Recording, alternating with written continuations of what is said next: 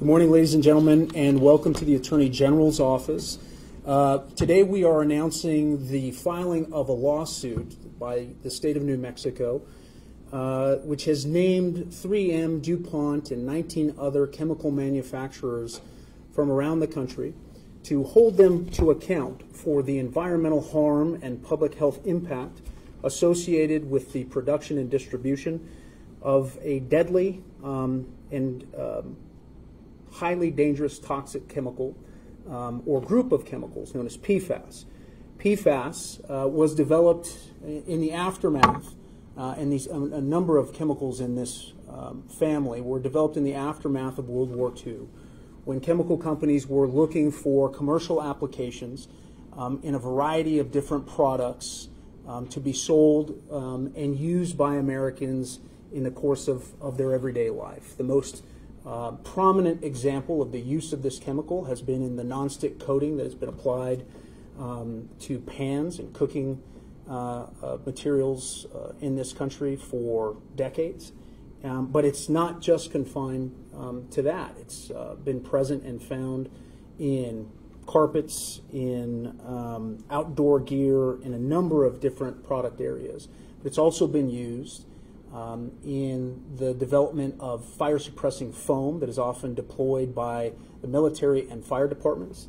That use is actually the subject of a prior litigation lawsuit that was filed by this office with respect to how it was used at Cannon Air Force Base and Holloman Air Force Base. Both of those lawsuits, or that action, is still underway. But today's action takes direct aim at the makers of this product, at the corporations and the individuals responsible for developing this product, in part not only because of the environmental impact, but also the known threat to public safety and to public health. As I mentioned, it is practically everywhere. In fact, a recent report by the CDC found that virtually every single American, indeed, I think most human beings on this planet, have PFAS in their bloodstream. They have PFAS in their system. It is also, because of the nature of how it was developed, known and commonly referred to and described as a forever chemical. Part of the commercial appeal of this chemical was the fact that it was hard to deconstruct or decompose under natural conditions. It's durable, and it lasts a very, very long time, and it lasts in each and every one of us. And the science in this area has been evolving with each new study that is done by outside experts or government officials. The level of toxicity, the level of potential harm associated with this family of chemicals has only grown more dire in terms of the potential impact to human health. And so this is why we felt it was necessary to initiate an action to help the state of New Mexico investigate, identify, filter out, and remediate the harms associated for the use of this chemical for as long as it has been used. As I mentioned earlier, it's found in commonly used items in our everyday life, including food packaging. In fact, there are a number of packaging for food that the distributors of these items aren't entirely sure, or they believe that there is no PFAS associated with some of the materials that they're using. When it turns out, when you test for those family of chemicals, they actually are revealed to be in pizza boxes and wrappers for food items. So it literally is surrounding us almost on a daily basis.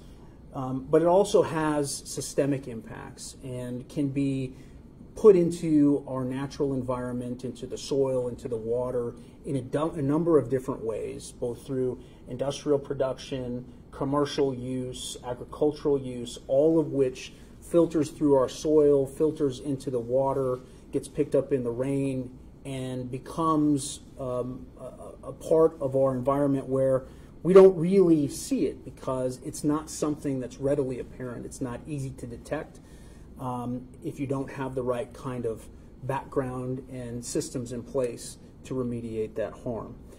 Because of the evolving science, there has been a recognition that forever chemicals are widespread in the U.S. Drinking water supply. There has also been a dramatic shift in how the Environmental Protection Agency has established standards for the acceptable levels of PFAS. And one of the things that has been most profound is how quickly the acceptable threshold has changed over time. In 2016, EPA set a threshold that 70 parts per trillion of this chemical was an acceptable cumulative threshold for lifetime consumption. They have since reduced that level to 4 parts per trillion. And to put that in context, 1 part per trillion is the same as 1 drop of water in 20 Olympic-size pools. So we are talking about a microscopic amount of this substance presenting a significant public health hazard. What is involved and what toll does it take on the human body? There is a laundry list of potential health impacts and harms that can be realized by humans who've consumed this at high levels, but even at low levels it can be dangerous to human health. It affects the nervous system, the cardiovascular system, the endocrine system, the respiratory system, and it has also been associated with cancer, liver cancer, testicular cancer, pancreatic and breast cancer. It has multi-systemic harms that we have to be aware of, and we have to step forward and try to protect our community. In the end, this lawsuit seeks to do something that is just very basic. It's to hold people accountable, to hold corporations accountable who have for too long placed their bottom line and placed quarterly profits ahead of the interests of our community, over our natural environment, and over public health. And that is something that we will be vigilant about, and we intend to hold the manufacturers and distributors of this toxic chemical to account, to make them responsible, to have them pay for the associated costs to investigate, test, and clean up and remove PFAS, to have defendants pay for the damages to New Mexico residents who have suffered from PFAS contamination, and to prevent DuPont and other companies from unlawfully avoiding liability by engaging in corporate restructuring that, quite frankly, is, from my perspective as the Attorney General, just the latest chapter in their moral failure to accept accountability and responsibility for what they have done. Over the last several years, these legacy companies have engaged in multiple corporate reorganizations in order to shift the liability that they have for the production of these chemicals into a shell corporation, into entities where all of the liabilities for all of the harms that have been produced are held by one corporate entity. And so one unique aspect of this lawsuit is for us to be able to recover and pierce through all of that corporate and legal maneuvering so that they can ultimately be held accountable for the harm that they caused. I am pleased to be joined today by Secretary James Kenney of the New Mexico Environment Department, but also by important stakeholders, including Executive Director Camilla Feebleman and Water and Quality Land Restoration Advocate Douglas Meiklejohn. And I'd like to invite them each to come to the podium in turn and talk to you a little bit more about PFAS, the danger that these family of chemicals pose to the environment and human health, and talk about why it's so important that we engage in this action to hold those responsible accountable. Secretary. Thank you. First, good morning, and thank you to AG Torrez for inviting us to participate not only in the press conference, but in the lawsuit itself. So the New Mexico Environment Department is also a plaintiff in the lawsuit. And as AG Torrez explained, for too long, polluters have gotten away with too much in our state. They've put New Mexicans and our environment at risk, and then they've left the state or not even done business in the state to hold them accountable. And today's action, holding those 21 companies accountable for bringing those chemicals into New Mexico irresponsibly, using them or producing and using them, and then affecting the health and welfare of our state is both illegal and immoral in our mind.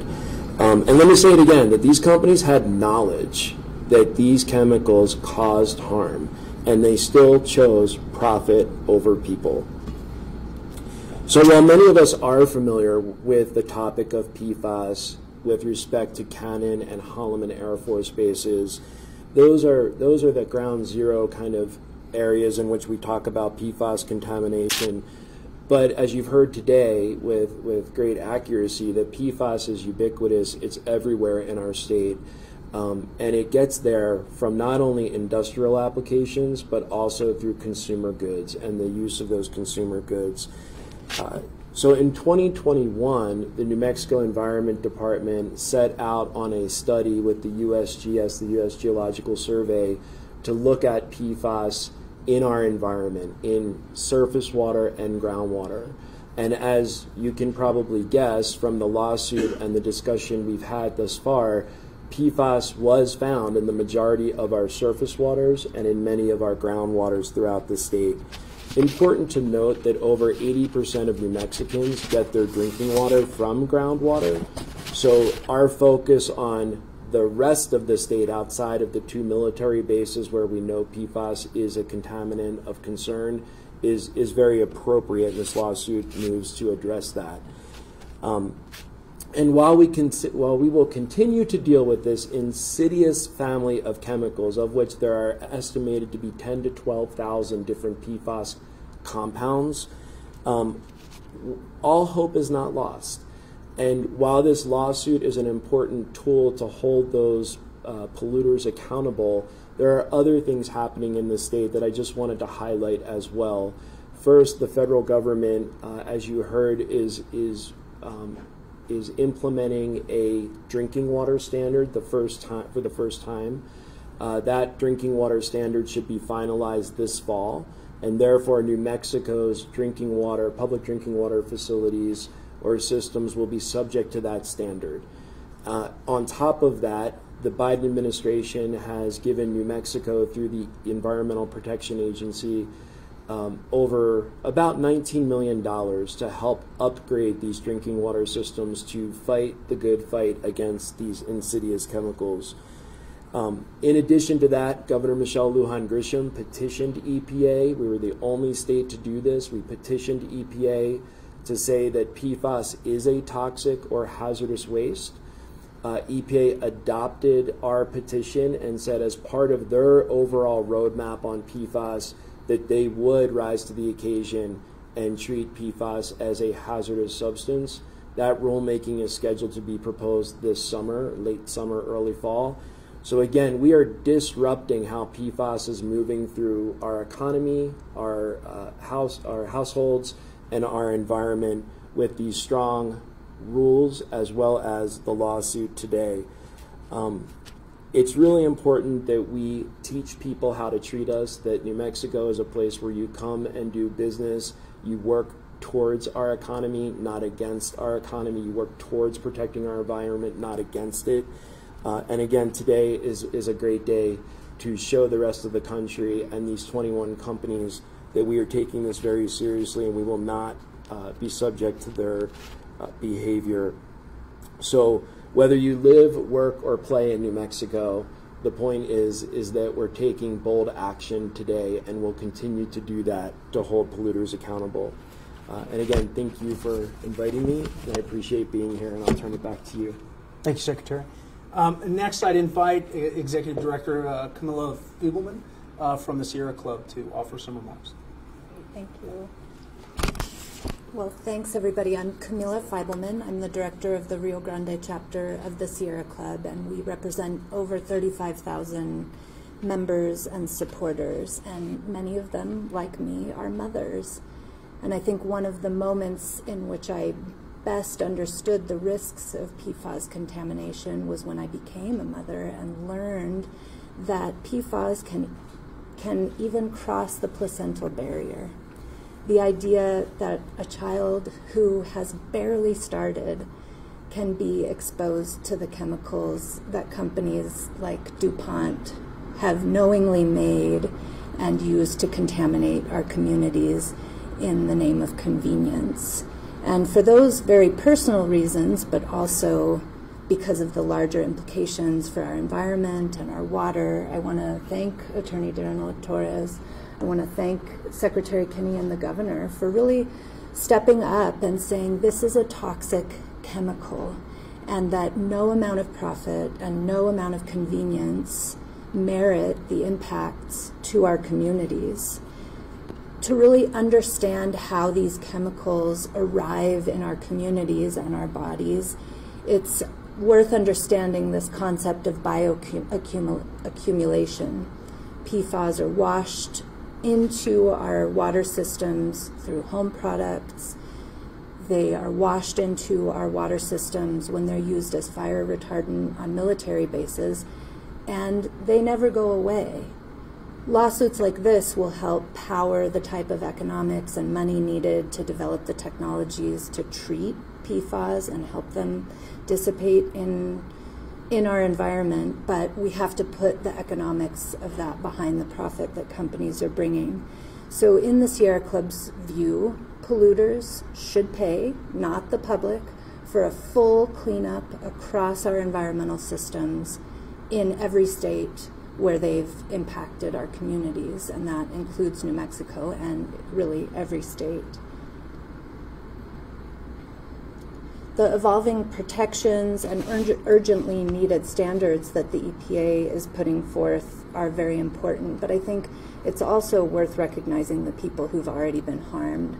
I think we've all heard the stories of the rancher in southeast New Mexico who had to euthanize over 3,000 head of cattle that were exposed to PFAS, not to mention the dairyman's own family's exposure. So this lawsuit really clearly lays out the fact that this is not new news. These companies have known for decades that PFAS are dangerous to our communities and dangerous to our health, and yet they have continued to state and claim that they can be safely used. And in some amount of irony, military members who are meant to protect our country and our communities have been forced to drink groundwater that is unsafe for them. So it's time for these companies to step up and take responsibility, and this is a great first step. So thank you both so much. Thank you. And now I'd like Douglas Meiklejohn from the Conservation Voters of New Mexico to offer a few remarks. Thank you, Mr. Attorney General. I am a water quality and land restoration advocate with Conservation Voters New Mexico. Conservation Voters New Mexico works to protect New Mexico's communities and environment. And for that reason, Conservation Voters is very concerned about our most precious natural resource, which of course is our water. As has been mentioned, PFAS have already been found both in surface water and in groundwater. And if you think about our water systems and our water availability in the context of the current drought, polluting water that we already have and making it unusable simply makes no sense whatsoever. And as Secretary Kinney mentioned, groundwater is the source of drinking water for more than 80% of New Mexico residents. PFAS have been found in the sediments along the Rio Grande, including the sediments around the Rio Grande here in Albuquerque. The groundwater around Air Force bases has been polluted with PFAS, and Camilla mentioned the pollution at Cannon Air Force Base that led to the euthanasia of 3,500 cows at the Highland Dairy. The total cost to the owners of that dairy currently is estimated at about $5 million. There's also the point that cleaning up groundwater once it's polluted is extremely difficult and very expensive. A friend of mine who was a hydrologist pointed out that the main way of cleaning up groundwater is a pump and treat system. And he said it's like putting an oily rag in a sandbox and then pumping clean water through the sandbox until the rag is clean. As you can imagine, that's not a very effective and efficient way of cleaning up groundwater. CVNM, as Conservation Voters New Mexico, applauded Secretary Kenny and the Attorney General for working to hold the Air Force bases in New Mexico accountable for their use of PFAS and the resulting contamination of groundwater. We double that applause for the Attorney General and Secretary Kenny for taking this action, because this action goes right to the heart of the reasons that these companies are producing PFAS, which is to make money. And this lawsuit, and I urge that you read it, even though it's 80 pages long, this lawsuit seeks money to reimburse New Mexicans who have suffered damages as a result of PFAS contamination, and to reimburse New Mexicans who will in the future suffer those damages. And so we urge that you and all New Mexicans applaud these two public officials for their work on this. Thank you.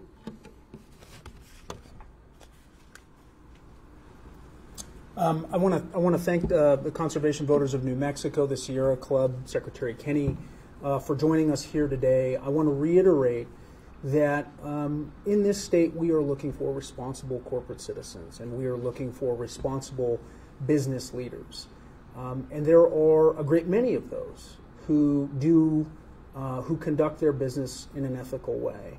But given the nature of the harm that has been presented by these toxic chemicals, given the fact that these companies have known for decades exactly how dangerous these chemicals are, it is simply inexcusable for them to continue to place, as Secretary Kenny said, profits over people. And we, with this action, hope to send a very clear and unequivocal message both to them and to others who would engage in this kind of behavior, that the state of New Mexico stands ready to protect its people, to protect its environment, and to protect our water and natural resources for future generations. And with that, I would open it up for any questions that you may have. Yes. You told us that it was around 21 companies. Could you name them? So you have a fact sheet that should have been provided to you that has the list of all of them. But we will also provide you copies with the 80-page complaint that lists in detail each and every company and their role and the respective role that they play in the production of these chemicals. Ryan Botel with the Albuquerque Journal. What does accountability and mediation look like? In mediation? Like how do you mediate this, like correct the problem if it's so widespread and is in every product? Right. How will you go about it? Well, so the action that we have put forward in the lawsuit lists a number of causes of action, both public nuisance, trespass, violation of the Unfair Trade Practices Act, but also seeks damages, monetary damages for the harm that was done. And so after this litigation is resolved, if we prevail, we expect to have some judgment, money judgment and damages that can be put to the cost of investigating and identifying and hopefully remediating the impact that was done. Right now, Secretary Kenny and the work that his department has done, they've already taken proactive steps to start doing surveillance of surface water and groundwater. But and I'll turn it over to him to talk a little bit more about what else needs to be done.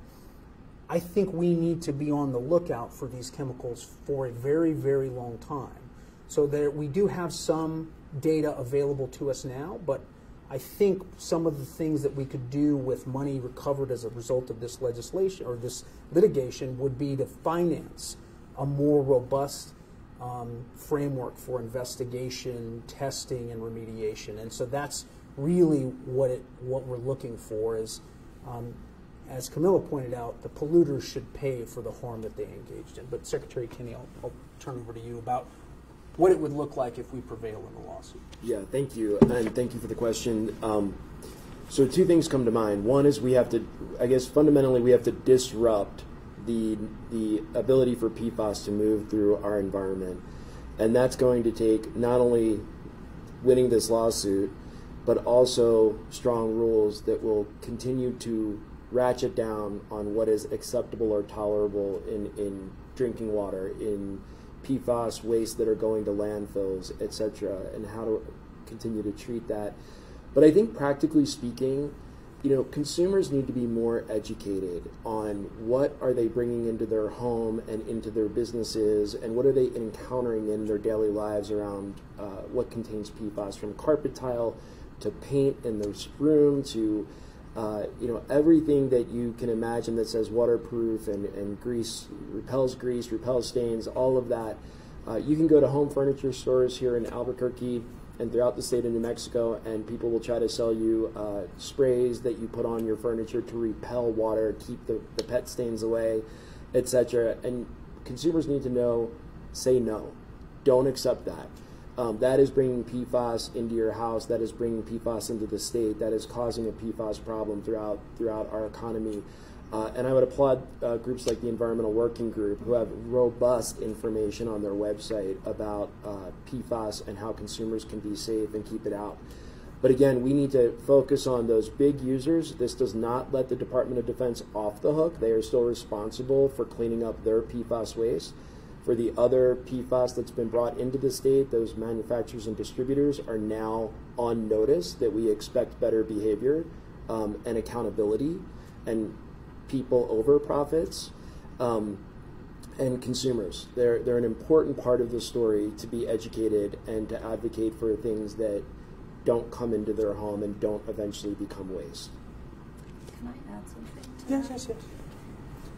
I think something that the Secretary said is really important, which is, we here, through this lawsuit, are taking action at the level of the manufacturers of these chemicals. So what that means is, as more and more states take this type of action, they are less and less likely to keep driving these types of poisons into the environment, looking for alternatives that are safer and healthier.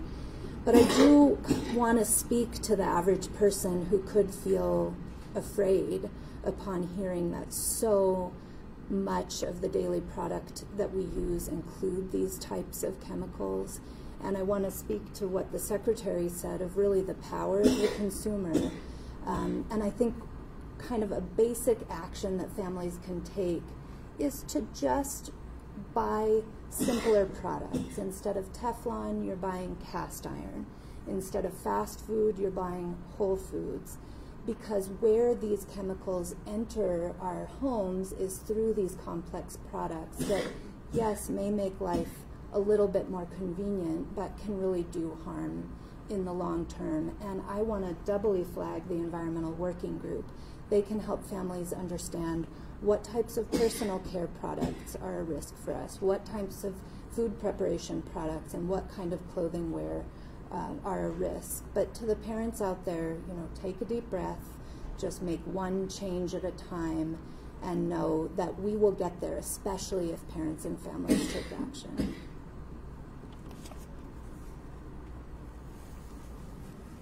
Are there any other questions? I guess one more. You mentioned Cannon and Holloman as kind of large-scale, well-known PFAS contaminations. Would the Kirtland jet fuel spill, would that also fit into that definition? Yeah, so I think the pending litigation that we initiated was actually initiated by my predecessor, focused on the use of that particular foam as a fire retardant in those two locations. I don't know that the plume associated with the jet fuel spill has any measurable concentrations of PFAS, but it's certainly something that we'll be looking for at installations across the entire state. And that's part of what we're trying to do. Is we need to have more in the way of investment on the surveillance side of things, because there may be smaller fire departments, for example, that may have used some of this a couple of decades ago when we aren't fully aware of what filtered into the soil or what got into the water system. But at this point, I don't have any information. I don't know if the Secretary does about the fuel plume at Kirtland. Yeah, so it's a good question, and separately, the Department of Defense is responsible for cleaning up the jet fuel spill.